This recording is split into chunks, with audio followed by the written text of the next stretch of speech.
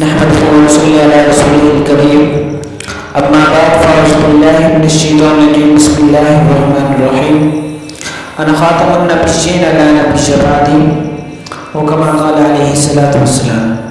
آج میں آپ حضرات کے سامنے عقیدہ ختم نبوت کے حوالے سے جو غشت کیا جاتا ہے، دعوت دی جاتی ہے، اس حوالے سے گفتگو کروں گا۔ اللہ تعالیٰ سے دعا ہے کہ اللہ تعالیٰ مجھے حق اور سچ کہنے کی توفیق عطا فرمائے۔ تو میرے واجب الاحترام بھائی بزرگوں دوستوں، سب سے پہلے آپ نے یہ کہنا ہے کہ جب آپ غشت کر رہے ہو، کہنا یہ ہے کہ الحمدللہ یہ تمام ساتھی عقیدہ ختم نبوت کے حوالے سے آپ حضرات سے ملاقات کرنے آئے ہیں، ملاقات کر رہے ہیں۔ اسی مناسبت سے چند ایک گزارشات عرض کریں گے۔ عقیدہ ختم نبوت کا مطلب ہے کہ نبی کریم صلی اللہ علیہ وآلہ وسلم اللہ کے آخری نبی اور رسول ہیں۔ آپ صلی اللہ علیہ وآلہ وسلم کے بعد قیامت کی صبح تک نہ کسی کو نبوت دی جائے گی اور نہ کوئی نبی پیدا ہوگا۔ یہ عقیدہ ختم نبوت ہے کہ آپ صلی اللہ علیہ وسلم کے بعد کوئی نبی نہیں آنا۔ آپ صلی اللہ علیہ وسلم کے بعد نبوت کا دروازہ بند ہو گیا۔ آپ صلی اللہ علیہ وسلم کے بعد کوئی نئی کتاب، کوئی نئی شریعت نہیں آنی۔ تو حضرت عیسیٰ علیہ السلام جن کو اللہ تعالیٰ نے زندہ آسمان پر اٹھا لیا، وہ قرب قیامت آئیں گے اور آپ صلی اللہ علیہ وسلم کی شریعت پر عمل کریں گے، اور اس وقت کے تمام لوگوں کو شریعت محمدی کی پیروی کرائیں گے۔ ان کے آنے سے عقیدہ ختم نبوت میں کوئی کمی پیشی نہیں آئے گی، یعنی کہ جو حضرت عیسیٰ علیہ السلام جن کو اللہ تعالیٰ نے آسمان پر زندہ اٹھا لیا، وہ قرب قیامت آئیں گے، وہ نبی نہیں ہوں گے، وہ امتی کی حیثیت سے آئیں گے، اور ان کے آنے سے عقیدہ ختم نبوت میں کوئی کمی پیشی نہیں آئے گی۔ اسی مبارک عقیدہ کو عقیدہ ختم نبوت کہتے ہیں۔ یہ عقیدہ انتہائی اہم اور ضروریات دین میں سے ہے، جس کا انکار اور شک کرنے والا انسان کو کافر بنا دیتا ہے۔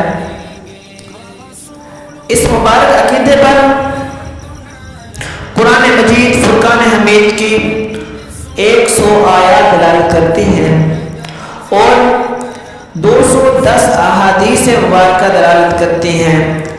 اسی عقیدہ کو بیان کرتے ہوئے اللہ تعالیٰ نے فرمایا کہ محمد صلی اللہ علیہ وسلم تم میں سے کسی کامل مرد کے باپ نہیں ہے، کہ ما کان محمد ابا احد من رجالکم ولکن رسول اللہ خاتم النبیین، کہ اللہ تعالیٰ نے فرمایا کہ محمد صلی اللہ علیہ وآلہ وسلم تم میں سے کسی کامل مرد کے باپ نہیں ہے، لیکن اللہ کے رسول اور نبوت کے سلسلے کو ختم کرنے والے ہیں، اور اللہ تعالیٰ اس بات کو بخوبی جانتا ہے۔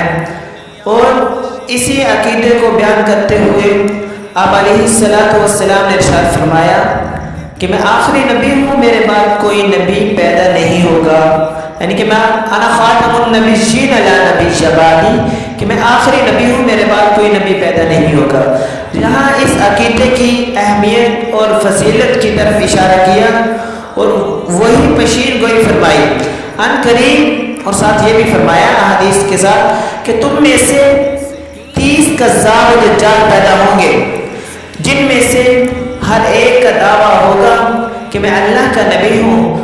تو آپ علیہ السلام نے فرمایا سن لو کہ میں اللہ کا آخری نبی ہوں، میرے بعد کوئی نبی پیدا نہیں ہوگا۔ آپ صلی اللہ علیہ وسلم کے دور میں ہی کچھ بدبختوں نے نبوت کا دعویٰ کیا۔ سب سے پہلے جس نے نبوت کا دعویٰ کیا اس کا نام اسود عنسی ہے۔ آپ علیہ السلام کے حکم پر حضرت فیروز دہلوی رضی اللہ عنہ نے اس کو جہنم واصل کر کے شفاعت محمدی کے مستحق ٹھہرے۔ آپ علیہ السلام کے دور میں مسیلمہ کذاب نے بھی دوسرے نمبر پر دعویٰ نبوت کیا۔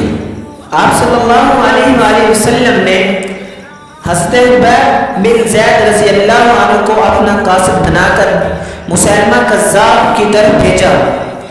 عبید بن زید نے تحفظ ختم نبوت کے لیے اپنی جان کی قربانی دے دی، لیکن اس کی نبوت کا اقرار نہیں کیا۔ مسیلمہ کذاب نے جو نبوت کا دعویٰ کیا تھا تو اس کی نبوت کا اقرار نہیں کیا، لیکن حضرت عبید بن زید نے عقیدہ ختم نبوت کے تحفظ کے لیے جان کی بازی لگا دی، لیکن اس کی نبوت کا اقرار نہیں کیا۔ پھر حضرت ابوبکر صدیق رضی اللہ عنہ نے جنگ یمامہ نے مسیلمہ کذاب کا خاتمہ کروایا ہوا ہے۔ اور اب دیکھنا یہ ہے کہ آج کے دور میں اس عقیدے کے منکر اور دشمن کون ہیں، یہ ہم نے دیکھنا ہے۔ وہ مرزائی اور قادیانی جو خود کو احمدی کہتے ہیں، آپ صلی اللہ علیہ وسلم کو اللہ تعالیٰ کا آخری نبی نہیں مانتے، بلکہ حضور نبی کریم صلی اللہ علیہ وسلم کے بعد مرزا قادیانی کو محمد بھی کہتے ہیں اور رسول بھی مانتے ہیں، جس نے مختلف دعووں کے بعد 1901 کے اندر نبوت کا دعویٰ کیا اور 1908 میں اپنی غلاظت میں گر کے جہنم واصل ہو گیا۔ تو اس وقت ان کے ماننے والے بہت کم تھے۔ تو میرے واجب الاحترام، اور انہی کفریہ عقائد کی بنیاد پر پاکستان کے آئین میں 1974 میں قادیانیوں کو کافر قرار دے دیا گیا۔ آج بھی پاکستان جیسے اسلامی ملک میں یہ فتنہ موجود ہے۔ یہ قادیانی کہاں سے آ گئے؟ ناواقفیت سے فائدہ اٹھا کر اور طرح طرح کی لالچ دے کر لوگوں کے ایمان کو لوٹتے ہیں اور ان کو قادیانی بنا دیتے ہیں۔ اور ہماری سب سے بڑی کمزوری یہ ہے کہ ہم نے اپنے لوگوں کو ہی بتایا نہیں کہ فتنہ قادیانی کتنا بڑا فتنہ ہے۔ اگر کسی مسلمان کو اس فتنے کا پتہ لگ جائے، پتہ چل جائے اور اپنے عقیدے کا علم ہو تو اس کے آگے دولت کا ڈھیر لگا دو تو پھر بھی وہ اپنا رشتہ گنبد خضرا سے نہیں توڑے گا۔ تو میرے واجب الاحترام، اب یہ آپ کی اور ہماری ذمہ داری ہے کہ اس پیغام کو آگے پہنچائیں، دوسرے لوگوں تک پہنچائیں اور اپنے لوگوں کو اس فتنے سے آگاہ کیا جائے، اس لیے کہ پاکستان کے تمام مکاتب فکر کے علماء کرام، مفتیان کرام کا فتویٰ ہے کہ قادیانیوں کے ساتھ لین دین کا معاملہ کرنا یا سلام، دعا، رشتہ داری یا ملازمت وغیرہ کرنا گویا کہ ہر چیز ناجائز حرام ہے۔ قادیانی عام کافر نہیں ہے، پھر واجب الاحترام قادیانی عام کافر نہیں ہے بلکہ مرتد اور زندیق ہے۔ تو ذرا توجہ سے سنیے گا کہ آپ صلی اللہ علیہ وآلہ وسلم نے ارشاد فرمایا کہ آپ علیہ السلام نے عام کافر کے ساتھ لین دین کیا ہے، جو خود کو کافر تو کہتے ہیں، کلمہ نہیں پڑھتے لیکن خود کو کافر کہتے ہیں، مسلمان نہیں کہتے، اور زندیق کافر سے بائیکاٹ کیا۔ زندیق کافر کیا ہے؟ زندیق کافر وہ ہے جو ہو تو کافر لیکن اپنے آپ کو مسلمان کہے۔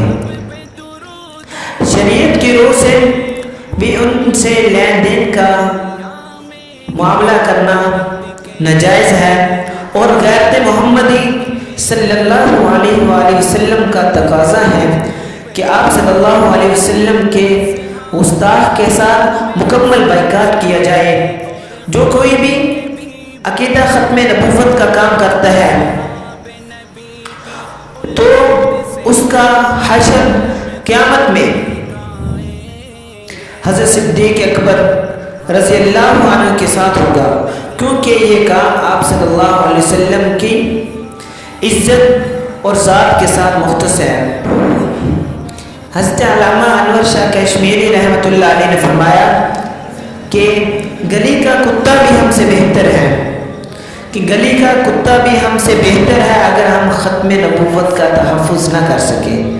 تو میرے واجب الاحترام، تو آگے چند جو ہے ایک قادیانیوں کی مصنوعات ہیں، تو اس کے بارے میں بھی آپ کو کچھ اطلاع کر دوں کہ پہلے نمبر پر یہ جو ہے وہ شیزان کی تمام جتنی بھی مصنوعات ہیں آپ نے ان کا بائیکاٹ کرنا ہے، اسی طرح مشموم کو اپنی ہے ان کا بائیکاٹ کرنا ہے، اور پنجاب آئل ملز، شاہ تاج شوگر ملز اور بیٹا پائن یونیورسل سٹیبلائزر اور ٹربو پلاسٹر کی تمام مصنوعات پر۔